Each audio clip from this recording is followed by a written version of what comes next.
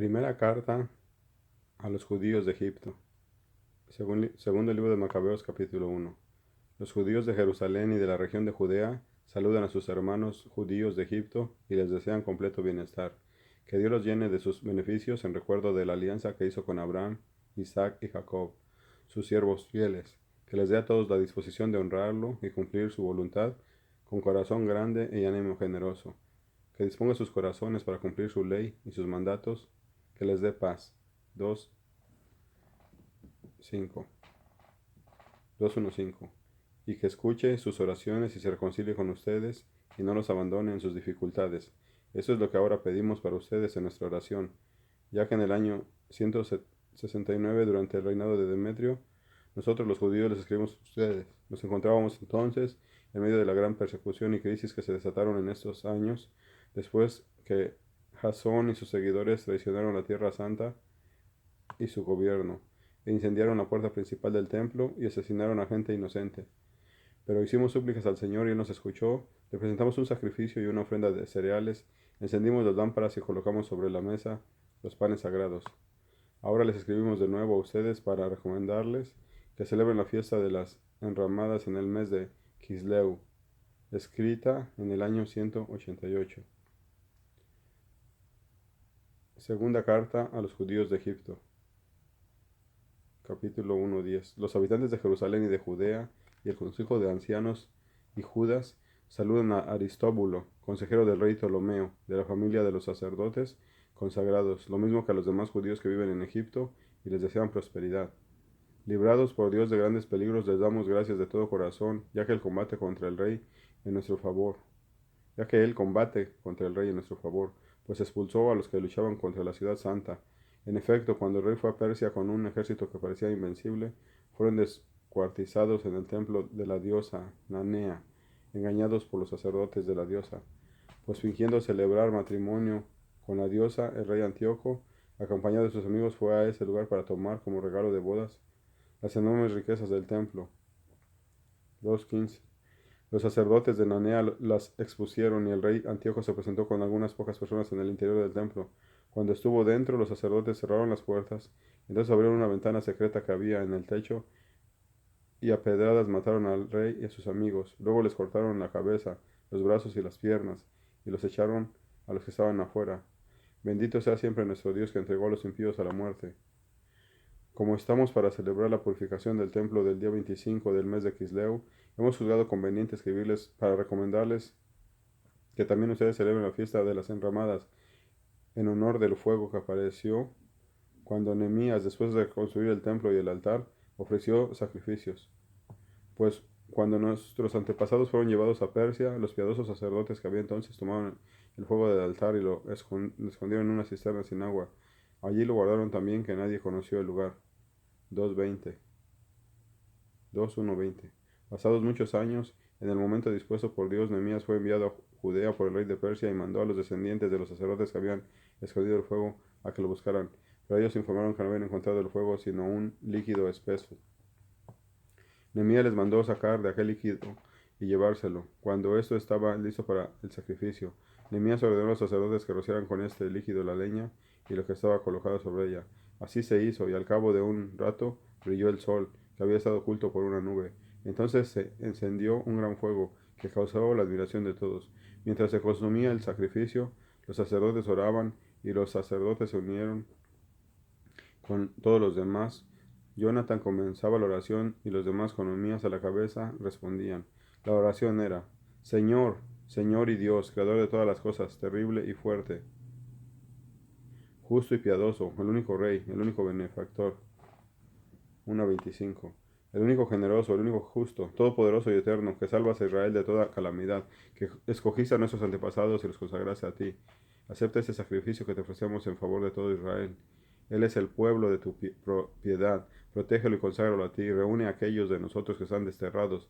Da libertad a los que están en esclavitud por medio de las naciones paganas. Y mira con bondad a los despreciados y odiados, para que las naciones paganas reconozcan que solo tú eres nuestro Dios. Castiga a los que nos oprimen y nos insultan con insolencia, y arraiga a todo tu pueblo en la tierra consagrada a ti, como lo dijo Moisés. 1:30. Mientras tanto, los sacerdotes cantaban los salmos. Cuando se consumió el sacrificio, Nehemías ordenó que el líquido sobrante lo derramaran encima de unas piedras grandes. Cuando hicieron esto, se encendió una llama que fue absorbida por la luz que brillaba en el altar. El hecho se hizo público y hasta el rey de Persia se enteró de que en el lugar donde los sacerdotes llevados cautivos habían escondido el fuego, había aparecido un líquido que Nehemías y sus compañeros habían utilizado para quemar los animales del sacrificio. Entonces el rey, después de comprobar el hecho, mandó construir un muro alrededor de aquel lugar y lo declaró sagrado. 1:35. Y a los encargados de cuidar el lugar les daba ricos regalos de las ofrendas que ofrecía. Los compañeros de Nehemías llamaron al líquido neftar, que significa purificación, pero la mayoría de la gente lo llama nefta. Segunda de Macabeos, capítulo 2.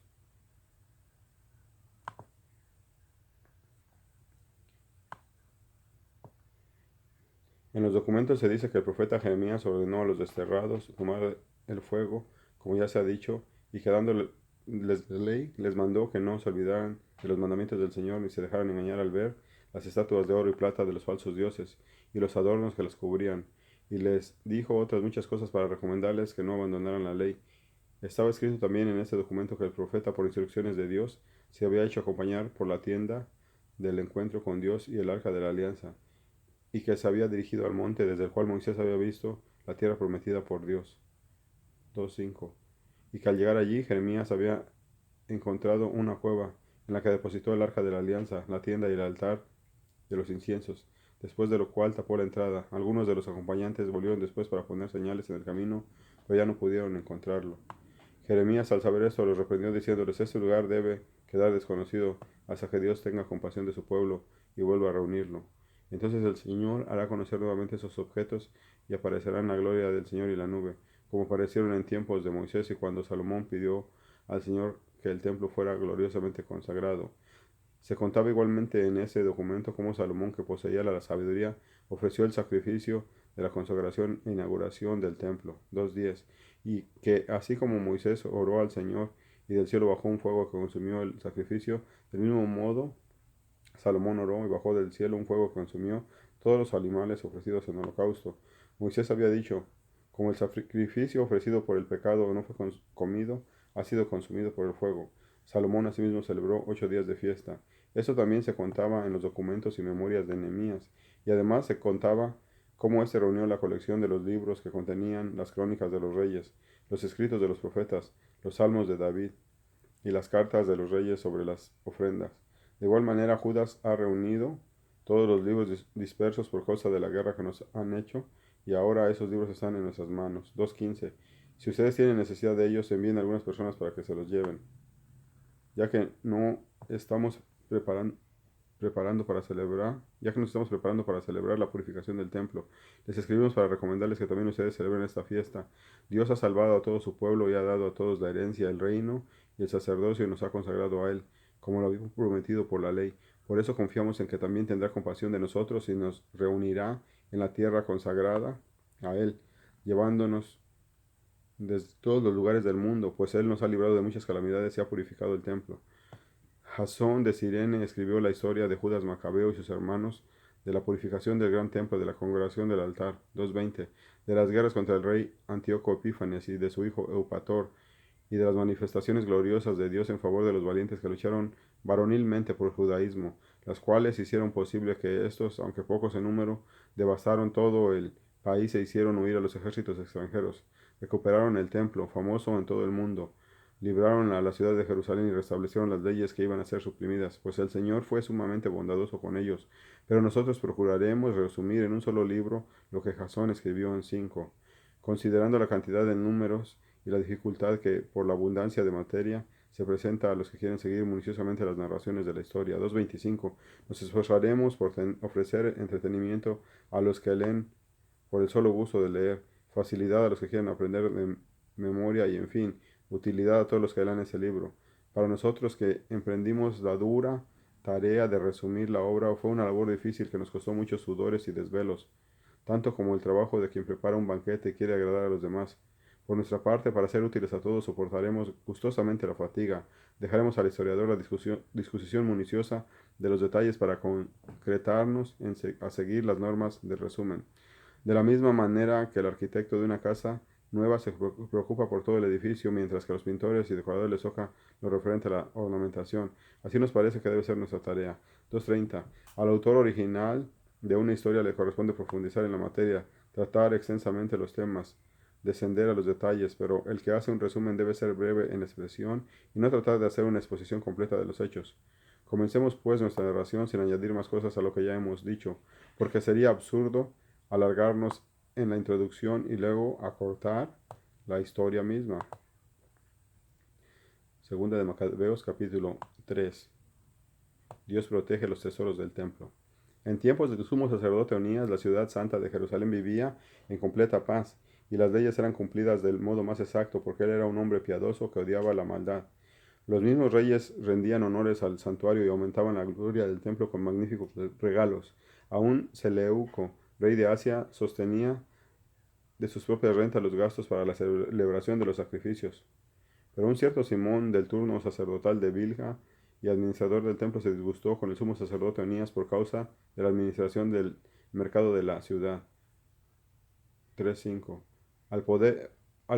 No poder imponerse a Onías, fue a hablar con Apolonio de Tarso, que en aquel tiempo era jefe militar de las provincias de Celesyria y Fenicia, y le contó que en el tesoro del templo de Jerusalén había incalculables riquezas, que la cantidad de dinero depositado era incontable, mucho más de lo que se necesitaba para los gastos de los sacrificios, y que por lo tanto el rey podía apoderarse del tesoro. Apolonio fue a ver al rey y le puso al corriente del asunto de los tesoros del templo. Entonces el rey confió a Heliodoro, el encargado del gobierno, la misión de apoderarse de aquellas riquezas. Heliodoro se puso inmediatamente en camino con pretexto de visitar las ciudades de Celesyria y Fenicia, pero en realidad lo había hecho a efecto las intenciones del rey. Cuando llegó a Jerusalén fue recibido amistosamente por el sumo sacerdote y los habitantes de la ciudad, a quienes expuso lo que le habían dicho acerca del tesoro del templo y manifestó el motivo de su venida. Preguntó entonces si era cierto lo que le habían contado. 3.10. El sumo sacerdote le explicó que el dinero depositado pertenecía a las viudas y a los huérfanos, y que una parte era de Hircano, hijo de Tobías, personaje que ocupaba un cargo importante. Así pues, las afirmaciones del impío Simón eran falsas. Le expliqué que todo el dinero depositado sumaba la cantidad de 13.200 kilos de plata y 6.600 kilos de oro, y que de ningún modo se podía cometer una injusticia con los que habían confiado en la santidad del lugar y en el carácter sagrado e inviolable de aquel templo, venerado en todo el mundo. Pero Heliodoro, en virtud de las órdenes que había recibido del rey, insistía en que el dinero debía ser entregado al tesoro real. En el día señalado por él entró en el templo para hacer el inventario del tesoro, y en toda la ciudad hubo una gran preocupación. 3.15. Los sacerdotes con vestiduras sacerdotales estaban arrodillados delante del altar y invocaban a Dios, autor de la ley sobre los depósitos, y le suplicaban que guardara intactos los bienes de quienes los habían dejado allí. El aspecto del sumo sacerdote impresionaba profundamente a quienes lo miraban. Su rostro y la palidez de su semblante manifestaban la angustia de su alma. El miedo y el temor que se habían apoderado de él mostraban a quienes lo miraban el dolor profundo de su corazón. La gente se precipitaba en tropel a las calles para orar en común por el templo, que estaba en peligro de ser profanado. Las mujeres vestidas de luto y con el pecho descubierto llenaban las calles. De las más jóvenes, que ordinariamente eran obligadas a permanecer en su casa, algunas corrían hasta las puertas y otras subían a los muros o se asomaban por las ventanas. 3.20. Y todas con las manos levantadas al cielo elevaban su oración. Daba compasión ver a la gente de rodillas y en desorden, y la preocupación del sumo sacerdote presa de una gran angustia, mientras hacían súplicas al Señor Todopoderoso para que guardaran intactos y seguros los depósitos de quienes los habían dejado en el templo. Heliodoro se disponía a ejecutar su decisión, pero cuando él y sus acompañantes se encontraban ya junto al tesoro, el Señor de los Espíritus y de todo poder se manifestó con gran majestad, de modo que a todos los que se habían atrevido a entrar los aterró el poder de Dios y quedaron sin fuerzas ni valor. 3.25. Pues se les apareció un caballo ricamente adornado y montado por un jinete terrible, que levantando los cascos delanteros se lanzó con violencia contra Heliodoro. El jinete vestía una armadura de oro.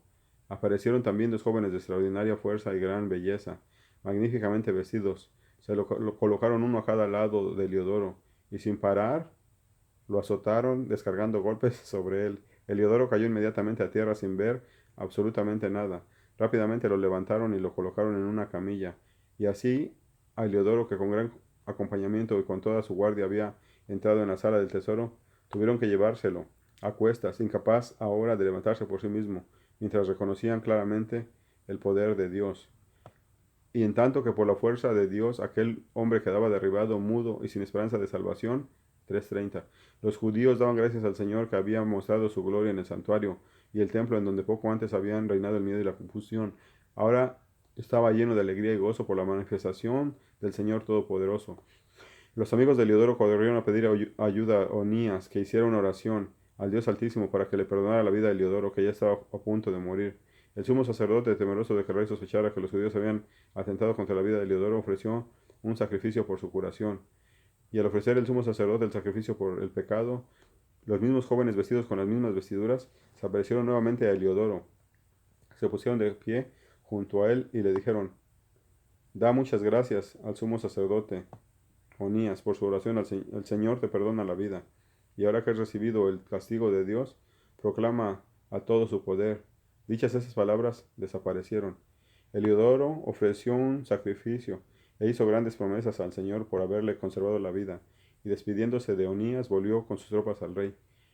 A todos hablaba de lo que el Dios Altísimo había hecho y que él había visto con sus propios ojos.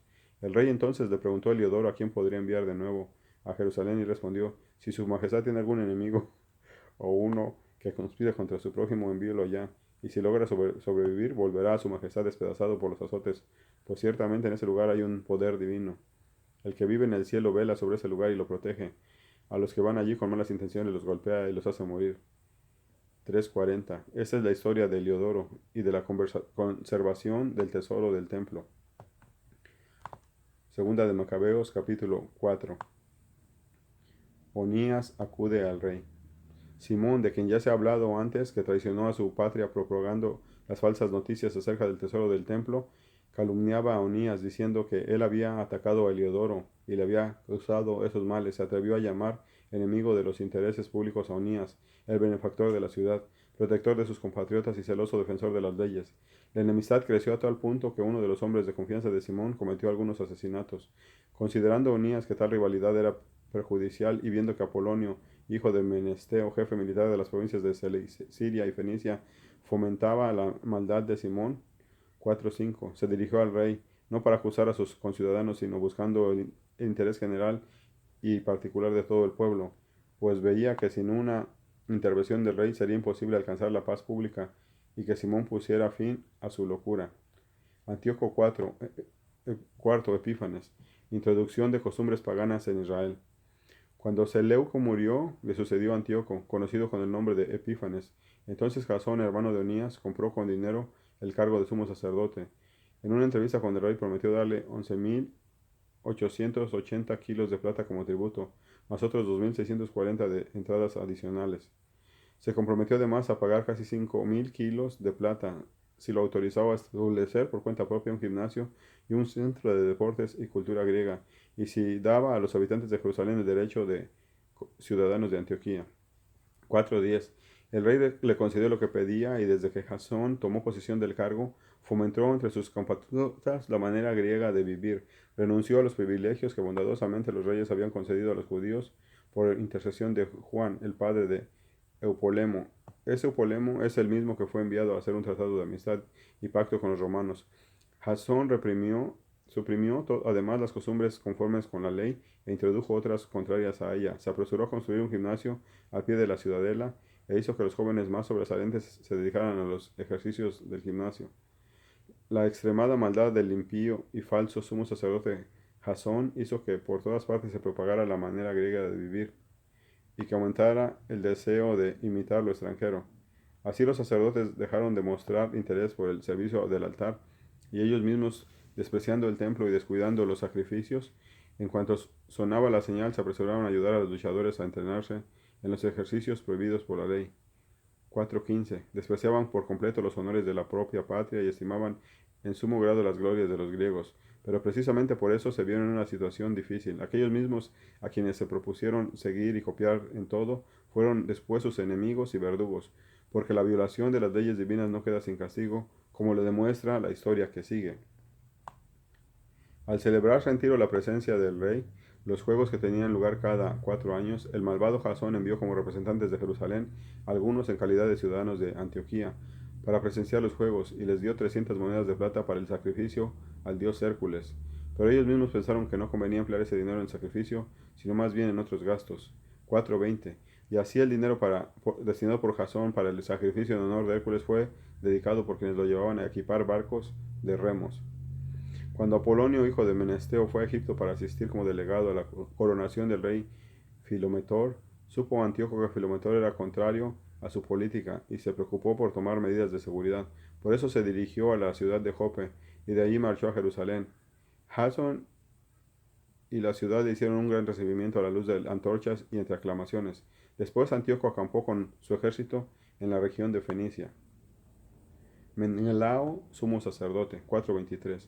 3 años más tarde, Jasón envió a Menelao, hermano de Simón, antes mencionado, para llevar el dinero prometido al rey y tratar asuntos urgentes. Pero Menelao, al presentarse ante el rey, se ganó su favor, haciéndose pasar por un personaje importante y ofreciéndole 9.900 kilos de plata más que Jasón. Logró que le diera a él el cargo de sumo sacerdote. Tan pronto como recibió el nombramiento de manos del rey, regresó, pero no mostraba reunir las cualidades de un sumo sacerdote, sino los sentimientos de un tirano cruel y el furor de una fiera salvaje. De este modo, Jasón, que había suplantado a su propio hermano, fue a su vez suplantado por otro, y se vio obligado a huir al territorio de Amón. Pero Menelao, una vez que obtuvo el cargo, no se preocupó ya por pagar al rey el dinero prometido, a pesar que las reclamaciones que le hacía Sóstenes, comandante de la ciudadela, a quien le correspondía cobrar los impuestos. Por esta causa los dos fueron llamados por el rey. Entonces Menelao dejó en lugar suyo como sumo sacerdote a su hermano Lisimaco, y Sóstrates dejó a Crates, jefe de los soldados de Chipre. Asesinato de Onías. 4:30. Mientras eso sucedía, los ciudadanos de Tarso y de Malo se rebelaron porque sus ciudades habían sido dadas como regalo a Antioquida, concubina del rey. El rey partió rápidamente para imponer orden, dejando como encargado del poder a Antíoco, uno de los personajes más importantes. Pensando que la ocasión le era favorable, Menelao robó algunos objetos de oro del templo. Uno se los regaló a Andrónico y otros logró venderlos en Tiro y las ciudades vecinas. Cuando de buenas fuentes Onías se enteró de esto, se retiró a Dafne, cerca de Antioquía, lugar en donde no lo podían atacar, y desde allí le reprochó a Menelao su proceder. Menelao entonces, acercándose en privado a Andrónico, empezó a urgirle que matara a Onías. Andrónico fue al lugar donde estaba Onías y dándole la mano le juró falsamente que no le haría nada. Onías se resistía a creerle, pero al fin se dejó convencer y salió del lugar de refugio. Inmediatamente Andrónico lo mató, sin ningún miramiento por la justicia. 4:35. Por esta causa, no solo los judíos, sino también muchos de otras naciones se indignaron y enojaron por la injusta muerte de aquel hombre. Y cuando el rey regresó de Cilicia, los judíos de la ciudad fueron a hablar con él acerca del asesinato de Onías. Los griegos reprobaban lo mismo que ellos ese crimen. Antíoco, profundamente afectado y movido a compasión, lloró al recordar la prudencia y sensatez del difunto. Lleno de indignación, despojó inmediatamente a Andrónico de su manto color púrpura y le rasgó las vestiduras. Luego lo hizo llevar por toda la ciudad hasta el lugar en que había cometido su impío crimen contra Onías, y ahí libró al mundo de semejante asesino. Así el Señor le dio el castigo que merecía. Intrigas de Menelao. Con la complicidad de Menelao, Lisimaco cometió en Jerusalén muchos robos de objetos sagrados. Al saberlo, el pueblo se levantó contra Lisimaco, pero para entonces ya muchos objetos de oro habían desaparecido. 4:40. Viendo que la gente enfurecida empezaba a rebelarse, armó Lisimaco cerca de 3.000 hombres y dio comienzo a una injusta represión dirigida por un tal Auranos, hombre tan entrado en años como descentrado en juicio. Cuando la gente vio que Lisimaco los atacaba, unos reunieron piedras, otros tomaron palos pesados, otros recogieron con la mano la ceniza que había en el suelo, y en medio de una gran confusión comenzaron a lanzarlo todo contra los hombres de Lisimaco. De esta manera a muchos de ellos los hirieron y a otros los mataron, y a todos los demás los pusieron en fuga. Y al profanador Lisimaco lo mataron junto al tesoro del templo. Por esos acontecimientos se siguió un juicio en contra de Menelao. Cuando el rey fue a Tiro, 3 hombres enviados por el consejo de ancianos de los judíos acusaron a Menelao ante el rey. 4:45. Menelao, viéndose ya perdido, ofreció mucho dinero a Ptolomeo, hijo de Dorimeno, para que convenciera al rey en su favor. Así pues, Ptolomeo, llevando al rey a una galería con el pretexto de refrescarse, lo hizo cambiar de opinión. De esta manera el rey absolvió de las acusaciones a Menelao, autor de todos estos males, y condenó a muerte a los pobres acusadores, a quienes aún los salvajes hubieran declarado inocentes.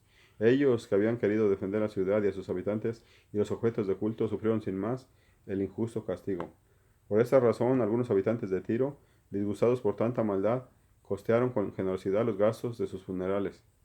450.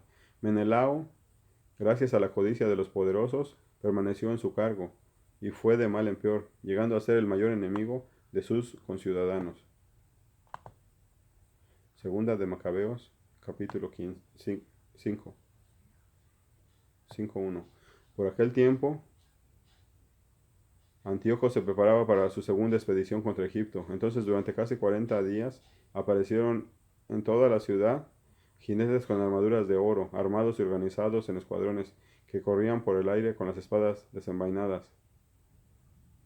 Compañías de caballería en orden de batalla, con ataques y asaltos de una y de otra parte, con agitar de escudos y con lanzas innumerables, tiros de flechas, relampaguear de armaduras de oro y corazas de todo tipo. Todos pedían a Dios que estas visiones anunciaran algo bueno. 5:5.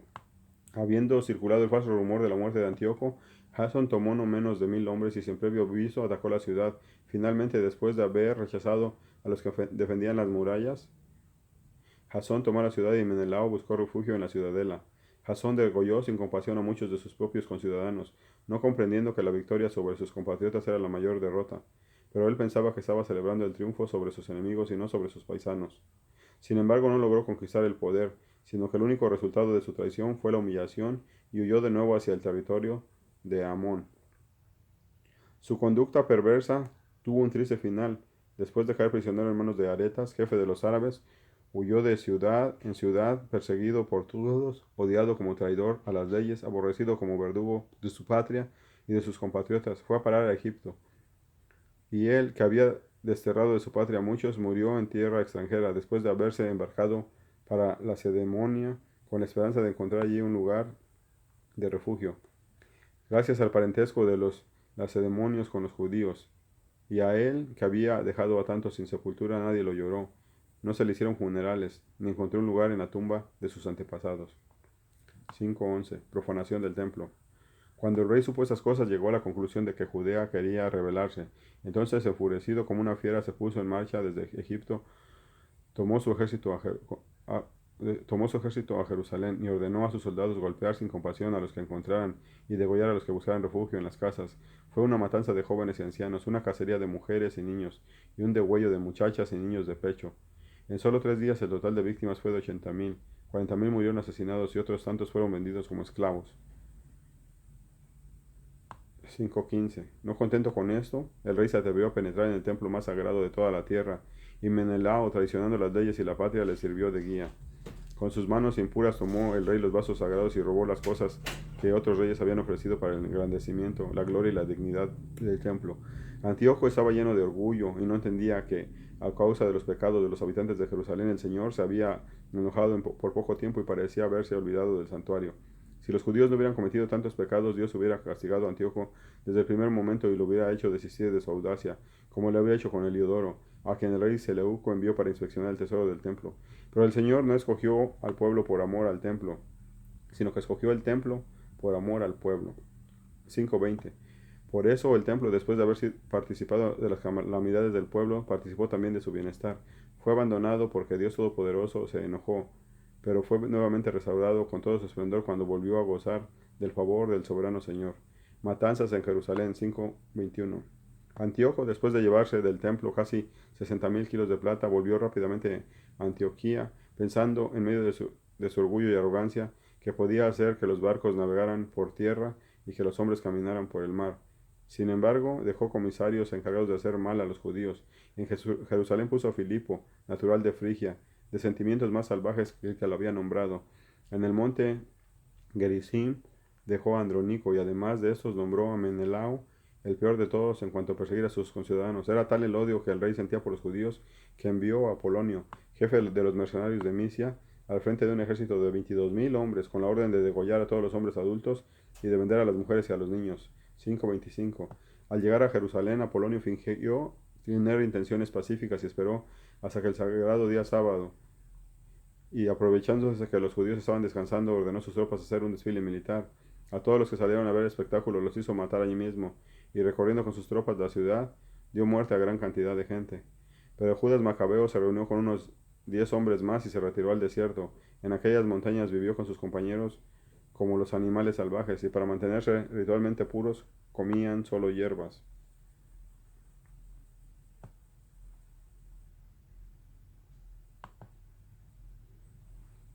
Hasta ahí llega la primera parte, los 5 primeros capítulos de la segunda de Macabeos.